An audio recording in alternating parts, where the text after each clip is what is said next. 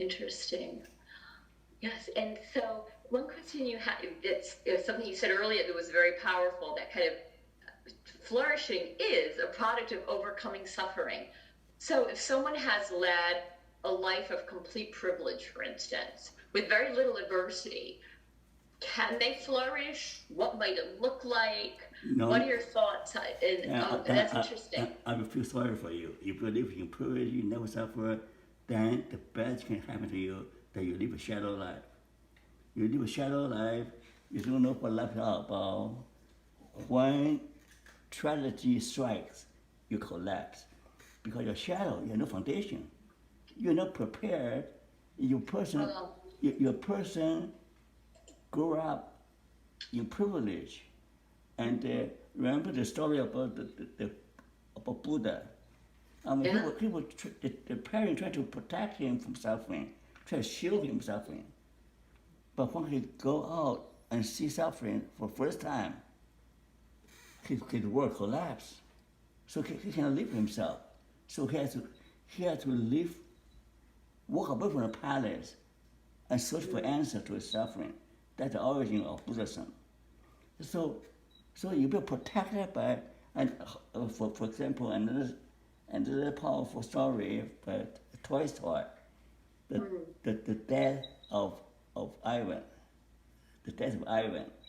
So Okay. he lived a comfortable life and a good position, but all of a sudden he was struck by illness. His work collapsed. He has no depth to deal with suffering, so gone crazy. He screamed day and night, suffering intensely until he learned from his servant that life should not be all by yourself. That the servant always calm and peaceful. So he learned that he realized that he had lived wrongly. He had lived his life wrongly. So in his deathbed, he realized that he began to treat his wife better, treat his servant better. So that awakening, this awakening saved him from suffering. Right away his pain is gone. He's still sick, but his agony, his regret, his pain, his complaints are gone. So he died happy. So I'm saying that you try to protect people, from suffering. Tell them, oh, the worldview, life is safe and sweet. No, that's nonsense. That's nonsense. They're also supported by Templeton, the worldview research. That's pure nonsense. Life is sweet and safe. You tell people laugh at you. Of course, that we correlate with other self-aggrandization. You know, part of worldview correlate with self-rated. So they are the same self-deception. According to Buddhism, it's called based on delusion, self-deception. They all self-report. Of course, they're all correlated, but they're all based on the same source. They're all based on the same source. So I'm not saying that. So my position is that real flourishing comes from overcoming suffering, because suffering is inescapable, unavoidable aspect of life. You cannot have a flourishing without talking about suffering. Interesting. So that's really interesting. That kind of leads to one of the other questions I have on my paper here. So, given that among those who have suffered, these are the people who can flourish, and among them, do you believe that there's flourishing as kind of one collection, or are there distinctive pathways? Might flourishing be spiritual for one, social for others? What are the components of flourishing Okay, to okay. you? I'm saying that different pathways, you can call it different pathways. people come. Basically, flourishing is very simple, based on Aristotle's concept of eudaimonia. Flourishing basically means that to excel, to develop your potential, to develop your nature. So there's only one way. The one way means to fully develop your nature. That's all. That's what it is, right? According to Aristotle. And trans psychology, same thing. Trans psychology also not only fully develop your nature, but also fully in harmony with other people and with the environment. So the Chinese psychology adding the other dimensions, okay? But the basic dimension is that fully develop your potential, which is according to your nature, according to your gifts, according to your talents, and also according to the demand of your life, demand of the time. For example, there's so many Chinese writers during the Second World War, or scholars, Chinese scholars. When Japan invaded China, their life changed. They said, how can I continue to pursue my career? So they instead of pursuing their career, they joined the fight against Japan. So the demand of the situation, right?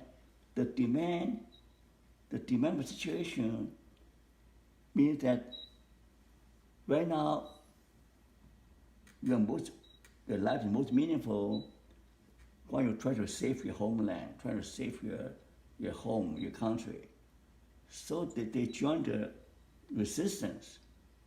They joined the resistance or joined the army to fight against Japanese. So the pathway changes as circumstances changes, right? But even when you join the army, join resistance, they still seek opportunity to use their talents, either in providing medical care or join the entertainment, trying the arts and the literature, try to encourage the soldiers, encourage people. So they still use their gifts, right? Even the join resistance.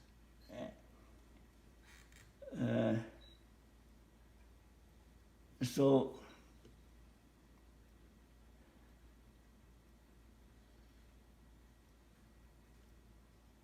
therefore, at any particular time, it depends on your nature, depends on the demand of circumstances. But boiled down, it's still what you have to develop what within you. Interesting. The flourishing means that you develop your gift and then give it away to humanity. So you create some value to society. So this American idea that even Hitler, even serial killer can live a meaningful life, that's ridiculous. That's ridiculous. I mean, if everything is based on subjective, we cannot have a science of psychology. We cannot have science of flourishing. If everything depends on subjective mood, so most philosophers believe that, or sociologists believe that they have some objective evidence. So there's a debate between scientific realism and subjectivism. You need both. You cannot just based on subjective, completely social construction without any concern about reality. There is some reality. Suffering is reality. The war is reality. Poverty is reality. Poverty is not subjective construction. but no food on the table. I'm starving. Okay? Starvation is not subjective construction. My stomach has no food. I'm collapsing. I'm dying. Right? So it had to be both subjective and scientifically realism. Given that framework, given that holistic framework, there are different pathways. The pathway of collective effort to improve society or improve the work condition require collaboration among countries. It's not individual effort now. Not a group of people, group of countries work together and say, if we don't collaborate, have peace, we'll kill each other, we kill ourselves. Nuclear war can destroy humanity. Let's sit down and talk. Let's try to work out something. Let's hear each other, learn to each other, and collaborate. So that's one pathway, right? So at even each level, you have a pathway at the individual level, at the social level, at the international level, at the different levels, right? And for the individual, also different levels. Frankl talked about 3 levels. One level is you contribute to flourishing through your creative work.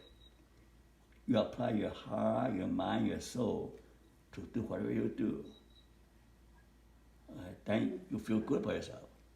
Also, that is an experiential level. It means that you accept life as it is with an attitude of gratitude and appreciation. So appreciate all little things your spouse do for you, or appreciate sunset, sunrise, appreciate the fact that I'm still alive. At age 85, I'm still alive. Wow. I'm still alive. I thank God every day. Wow. I have cancer, I'm still alive. So an attitude of appreciation, right? Mm-hmm. And finally, the attitude of defiance, the attitude of courage, the attitude of rebellions.